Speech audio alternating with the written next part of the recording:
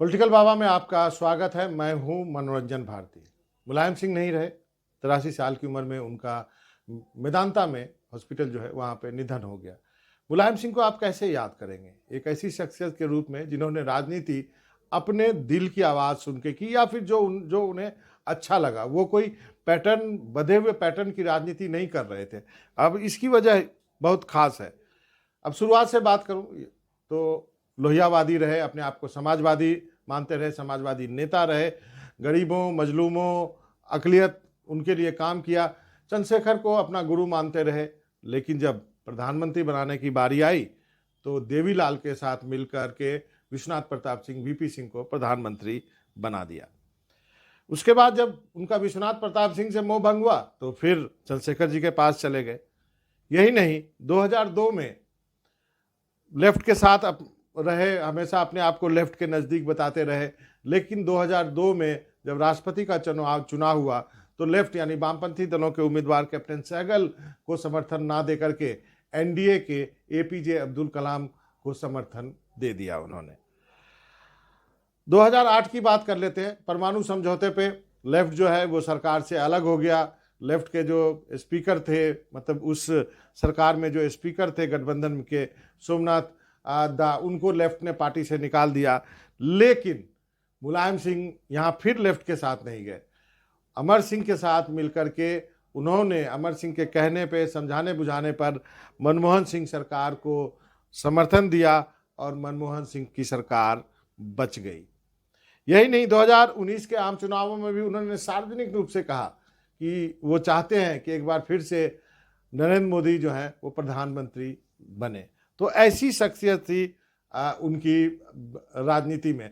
वो दिल की सुनते थे, जहाँ पे उनको अच्छा लगता था वो कहते थे। वो किसी को भी परमानेंट दोस्त राजनीति में या परमानेंट दुश्मन नहीं मानते थे। 1998 का एक किस्सा सुनाता हूँ। अटल बिहारी वाजपेयी की सरकार गिरने के बाद मुलायम सिंह ने कह दिया था कि वो कांग्रेस को समर्थन देंगे, और सोनिया गांधी ने प्रेस कॉन्फ्रेंस में, और मैं था वहाँ पर, राष्ट्रपति भवन के सामने कहा था कि उनके पास 272 है, वी हैव 272। लेकिन होता क्या है, इसका आगे का जिक्र मैं आपको बताता हूँ। लाल कृष्ण आडवाणी जी ने अपनी किताब माय कंट्री माय लाइफ में कहा है कि उनको एक फ़ोन आया अप्रैल के महीने में, जब ये पूरा क्राइसिस चल रहा था, 22 अप्रैल को, कि आप आइए, आपके साथ एक अपोजिशन के नेता मिलना चाहते हैं। और वो मीटिंग जो है एक दूसरी जगह फिक्स की गई। कहा गया कि आपको जो है वो जया जेटली जी के घर पे आना होगा। और आडवाणी जी वहाँ पहुँचते हैं तो देखते हैं मुलायम सिंह यादव वहाँ पे मौजूद हैं। मुलायम सिंह यादव ने कहा को देख के आडवाणी जी ने कहा, आपने तो सार्वजनिक रूप से कहा है कि आप कांग्रेस को समर्थन देंगे।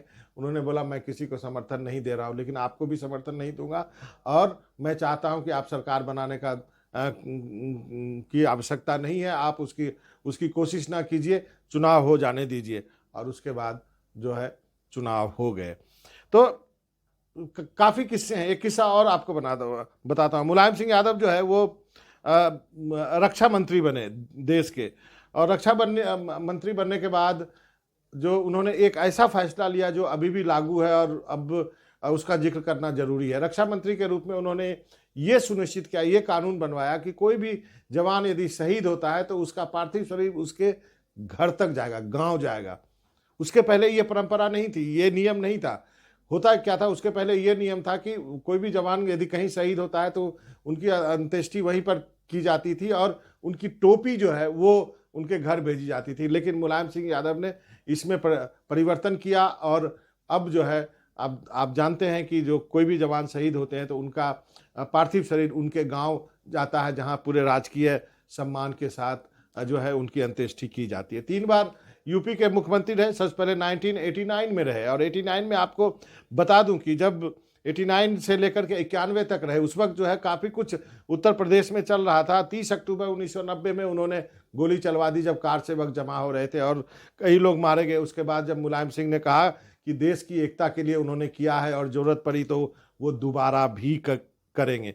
तो ऐसी शख्सियत थी, और ये यहीं से उनको कई लोग, उनका नाम पड़ गया मौलाना मुलायम सिंह यादव, और बीजेपी ने उनको नया नाम दिया था। सरकार जाने के बाद एक बार फिर से जब उसके बाद हुआ कि 91 में सरकार चली गई, 92 में बाबरी मस्जिद रही नहीं। जो हुआ वो पूरा देश जानता है, आप सभी जानते हैं। लेकिन बीजेपी को रोकने के लिए उन्होंने एक ऐसा फैसला लिया जो काफ़ी लोगों को चकित कर गया।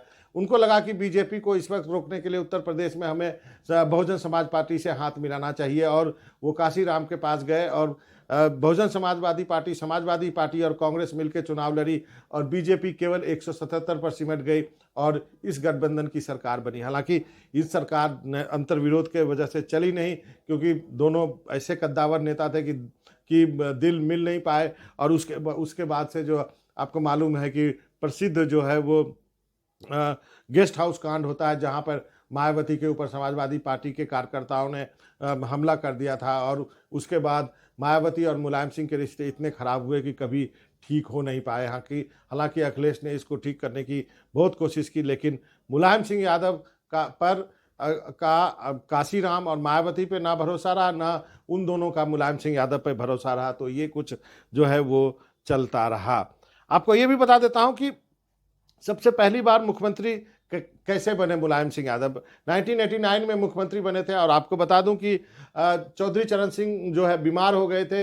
वीपी सिंह प्रधानमंत्री थे। चौधरी चरण सिंह के बेटे अमेरिका में IBM जो है वो उसमें कंप्यूटर के इंजीनियर थे, बहुत बड़े इंजीनियर माने जाते थे। और वो आए उस नौकरी को छोड़ करके, और ये निश्चित था कि अजीत सिंह जो है इतने पढ़े लिखे हैं और विदेश में नौकरी करते हैं, वही बनेंगे चीफ मिनिस्टर। लेकिन मुलायम सिंह यादव के पास एक और अलग दांव था, क्योंकि पहलवानी कर चुके थे। उनका चरखा दांव पहलवानी में काफ़ी अच्छा माना जाता था, अच्छे को पछाड़ देते थे। उन्होंने ये किया कि उन्होंने कहा कि मैं भी लड़ूंगा मुख्यमंत्री पद के लिए, मैं भी एक उम्मीदवार हूं। उसके बाद पहली बार आपको बताऊं कि सीक्रेट बैलेट हुआ, और ये सीक्रेट बैलेट जो है वीपी सिंह ने इस बात को सुनिश्चित किया कि सीक्रेट बैलेट हो। वही वीपी सिंह जिसको कि मुलायम सिंह यादव ने चंद्रशेखर के बजाय देवीलाल के कहने पर समर्थन देकर के प्रधानमंत्री बनाया था। उसके बाद सीक्रेट बैलेट हुआ, मुलायम सिंह यादव ने अजीत सिंह के लोगों को तोड़ लिया और अजीत सिंह को उस सीक्रेट बैलेट में हरा करके 1989 में पहली बार मुख्यमंत्री बने। तो ये कुछ शख्सियत थी। 2003 से 2007 तक रहे मुख्यमंत्री। उसके बाद जो है 2012 में पूर्ण बहुमत मिला उनको, लेकिन इस बार वो खुद मुख्यमंत्री नहीं बने, और वो जो है उन्होंने अखिलेश को ये जो है ताज अपना सौंप दिया और राजनीति में थोड़े पीछे हो गए। एक और छोटा सा जिक्र करना चाहूँगा समाप्त करने के पहले, मुलायम सिंह और अमर सिंह की दोस्ती के बारे में। इस दोस्ती के काफ़ी किस्से आपने सुने होंगे।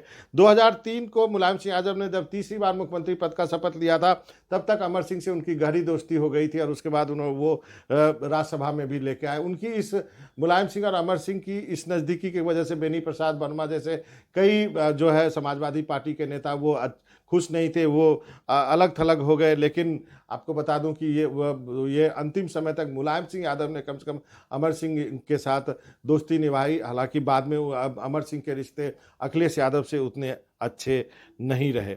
आपातकाल के समय जेल भी गए थे, और उसके बाद जो मुलायम सिंह के यादव की सबसे बड़ी शख्सियत की बात है, आपातकाल के बाद जब वो निकले तो पूरा तरह से भारत बदल चुका था और वोटिंग पैटर्न बदल चुका था। कांग्रेस का वोट बैंक तितर बितर हो गया था। मुलायम सिंह यादव ने ओबीसी के साथ मुसलमान को जोड़ करके एक नया वोट बैंक तैयार किया, और इस वोट बैंक ने बिहार और उत्तर प्रदेश में तख्ता ही पलट दिया। और पहली बार जो है राम नरेश यादव जो है 1977 में चीफ मिनिस्टर बने थे, और उस सरकार में भी मुलायम सिंह यादव मंत्री थे। हालांकि 1980 में जब कांग्रेस की सरकार दोबारा बनी, उसमें भी वो मिनिस्टर बने थे। लेकिन वो जो 1977 के बाद जो ध्रुवीकरण हुआ पिछड़ी जातियों का और मुसलमानों का, वो जो है गेम चेंजर कहा गया भारतीय राजनीति में, और उसका असर आप अभी भी उत्तर प्रदेश और बिहार में देखते हैं। तो इतना तो तय है कि मुलायम सिंह यादव ने कभी राजनीति में किसी पे भरोसा नहीं किया, लेकिन अपनी वो एक बड़ी लिगेसी छोड़ गए हैं पिछड़ों और मुसलमानों के लिए, और उसको संभालना अब अखिलेश यादव के लिए चुनौती होगी। पॉलिटिकल बाबा में आज इतना ही। नमस्कार।